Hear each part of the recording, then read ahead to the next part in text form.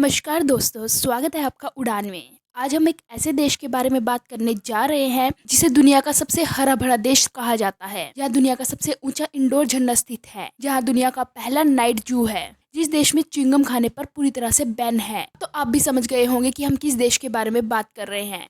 तो दोस्तों, हम बात कर रहे हैं सिंगापुर की। सिंगापुर चारों ओर से पानी से घिरा हुआ है। ये एक आइलैंड है जो कि दक्षिण पूर्वी एशिया में स्थित है। इस देश में एक मुख्य आइलैंड है सिंगापुर। इसके अलावा यहाँ पर 63 अन्य आइलैंड भी हैं। सिंगापुर दुनिया के 20 सबसे छोटे देशों में से एक है। इसका टोटल एरिया लगभग 700 किलोमीटर है। साथ ही इसकी पॉपुलेशन लगभग 54 लाख है। यहाँ प्रति स्क्वायर किलोमीटर में 8,592 लोग रहते हैं। इसी कारण सिंगापुर दुनिया में तीसरा सबसे अधिक जनसंख्या घनत्व वाला देश है। यहाँ पर गांव है ही नहीं। जी हाँ, यहाँ की सारी पॉपुलेशन शहरी है। अगर आप सिंगापुर में आते हैं तो यहाँ आपको बहुत कुछ देखने के लिए मिलेगा।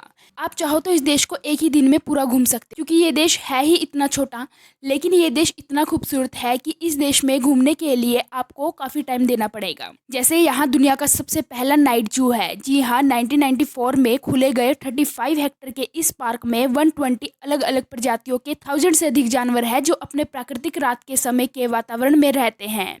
आपने झरने तो देखे होंगे, प्राकृतिक रूप से बने झरने, लेकिन यहाँ सिंगापुर में आपको मानव निर्मित झरने देखने के लिए मिलेंगे। इस झरने को रेन वर्टेक्स के नाम से जाना जाता है। ये इंडोर झरना सिंगापुर के ज्वेलर्स चेंगी एयरपोर्ट के रिटेल और लाइफस्टाइल कॉम्प्लेक्स में स्थित है। ये 40 मीटर ऊंचा है और एक हरे भरे इंडोर गार्डन से घिरा हुआ है। सिंगापुर की कोई भी यात्रा दुनिया के सबसे ऊंचे इंडोर झरने की सैर के बिना अधूरी ही होती है।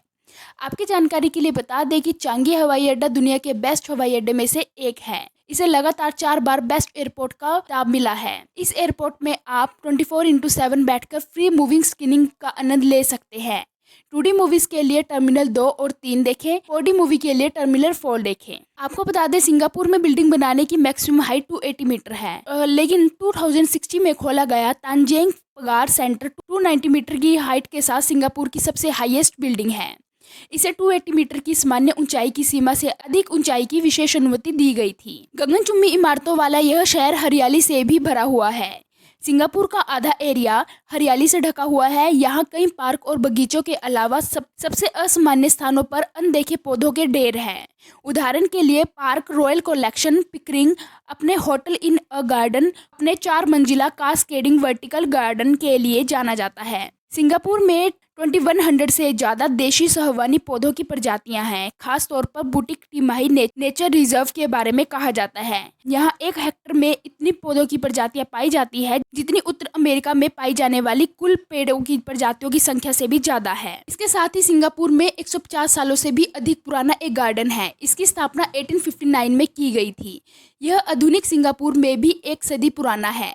इसी कारण 2050 में इसे यूनेस्को विश्व धरोहर स्थल में भी शामिल किया गया था।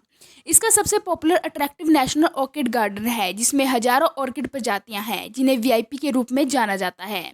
इस गार्डन में 200 से ज़्यादा हाइब्रिड ऑर्किड का नाम नेल्सन मंडेला, डेचिस ऑफ कैम्ब्रिज जैसे विदेशी महान व्यक्तियों के साथ मशहूर एक्टर जैकी चैन, जाओ जून और बे योंग जून जैसे मशहूर हस्तियों के नाम पर रखा गया है। आपको बता दें कि सिंगापुर का पहला वनस्पति गार्डन सन 1882 में खोला गया था, जो अब फोर्ट कैनिंग हिल के नाम से जाना जाता है। सिर्फ 19 हेक्टेयर में फैला यह गार्डन बढ़ती लागत के कारण 1829 में बंद हो गया। इसके बाद इसकी जमीन का इस्तेमाल चर्च, एक स्कूल और हॉस्पिटल सहित कई सार्वजनिक परियोजनाओं के लिए किया गया। सिंगापुर में इतने गार्डन हैं, इसी कारण इसको दुनिया का सबसे हरा भरा देश कहा जाता है। खैर, आप सोच रहे होंगे कि आखिर इस देश में इतने गार्डन कैसे हैं। आपको बता दें कि हर साल 7 नवंबर को सिंगापुर में आधिकारिक तौर पर राष्ट्रीय वृक्षारोपण दिवस के रूप में मनाए जाते हैं, जब राजनेताओं से लेकर आम आदमी तक सभी लोग पेड़ लगाते हैं। कुछ लोग तो पेड़ों को जन्मदिन या शादी के तोहफे के तौर पर भी अपनाते हैं। आपको बता दें कि बागवानी के लिए समर्पित पहला पार्क सिंगापुर के हॉट पार्क है, जो कि एशिया का एक प्रमुख जीवन शैली केंद्र बन गया है। सिंगापुर में पेड़ पौधों के साथ साथ सफाई पे भी काफ़ी ध्यान रखा जाता है। सिंगापुर में कूड़ा फेंकना एक बहुत बड़ा अपराध है। अगर आप छोटी मोटी चीज़ों को इधर उधर फेंकते हुए पाए गए तो आपको 300 सिंगापुरी डॉलर का जुर्माना भरना होगा।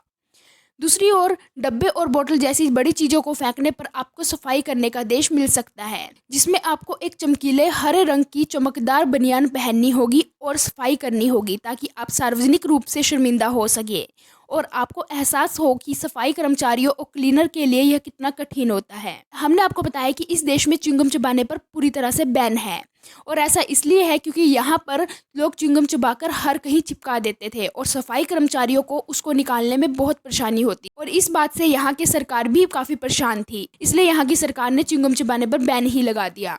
पर अगर फिर भी यहाँ कोई सड़कों पर च्युइंगम चबाते हुए पाया गया तो उस पर जुर्माना लगाया जाता है। आपको बता दें कि सन 1905 से अब तक सिंगापुर ने 6 बार अपना टाइम जोन बदला है। यहाँ का टाइम जोन GMT+8 है। यह मलेशिया के साथ तालमेल बिठाने के लिए किया गया था, लेकिन यह अभी भी टेक्निकल रूप से गलत है। सिंगापुर का टाइम जोन GMT+7.5 होना चाहिए।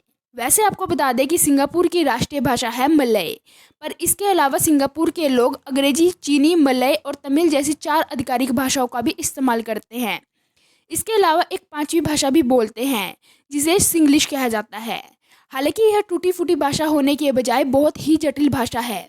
जिस प्रकार हमारे देश में हिंदी और इंग्लिश को मिला के बोला जाता है, इसी तरह वहाँ पर भी सिंगापुर और इंग्लिश दोनों भाषाओं को मिलाकर सिंग्लिश बोला जाता है। आपको बता दें कि कुल 27 सिंग्लिश शब्द ऑक्सफोर्ड की डिक्शनरी में शामिल भी है।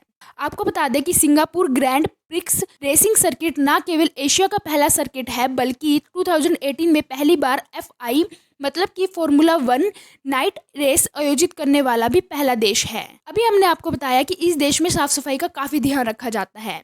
एक और फैक्ट यहाँ की साफ सफाई को लेकर कि यहाँ पर सार्वजनिक शौचालय का उपयोग करने के बाद उसे फ्लश ना करने पर भी जुर्माना लगाया जाता है, और ऐसा करते हुए पकड़े जाने पर आपको 150 सिंगापुर डॉलर का जुर्माना लगाया जाएगा।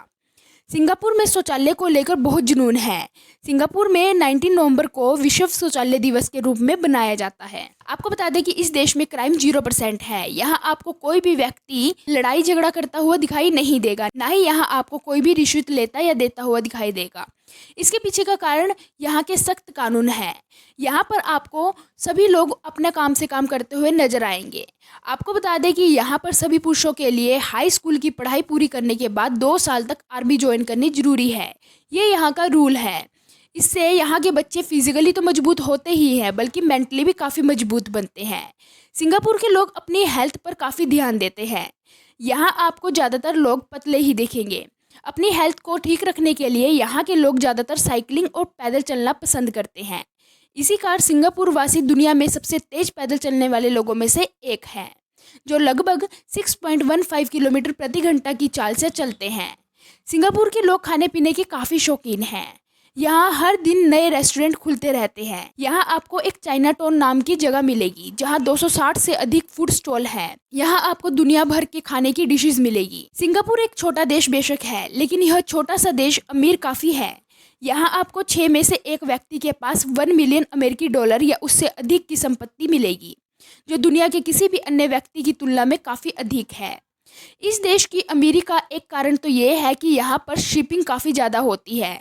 यहाँ रेत से लेके मीठे पानी तक सब कुछ की शिपिंग की जाती है। दूसरा कारण ये है कि ये देश व्यापार करने के लिए काफ़ी अच्छा माना जाता है। इसी कारण दुनिया भर की कंपनियां इस देश में बिजनेस करने के लिए आती है। आपको बता दें कि इस देश के लोग भी काफ़ी पढ़े लिखे हैं। इस देश की साक्षरता दर की बात करें तो वो है 97%। दुनिया भर के बच्चे इस देश में पढ़ने के लिए आते हैं। आपको बता दें कि सिंगापुर के नागरिकों के लिए चीन, दक्षिण कोरिया, उत्तर कोरिया और अमेरिका जाने के लिए वीज़ा की आवश्यकता नहीं है। हर देश कभी ना कभी तो गुलाम हुआ ही है और अपने देश को आज़ाद कराने के लिए हमेशा लड़ाई लड़ी जाती है। पर सिंगापुर को मलेशिया से आज़ादी दिलाने के लिए कोई युद्ध नहीं करना पड़ा था।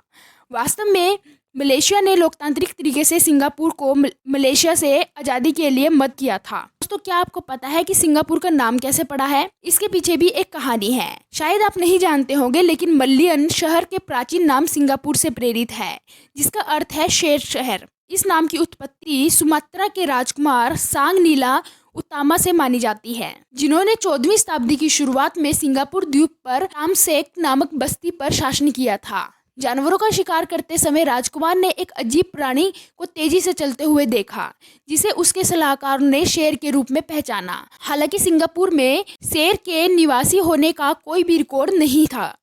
हो सकता है कि उन्होंने जो देखा हो वह बाघ हो सकता है, क्योंकि 1930 के दशक तक सिंगापुर के जंगलों में बाघ पाए जाते थे।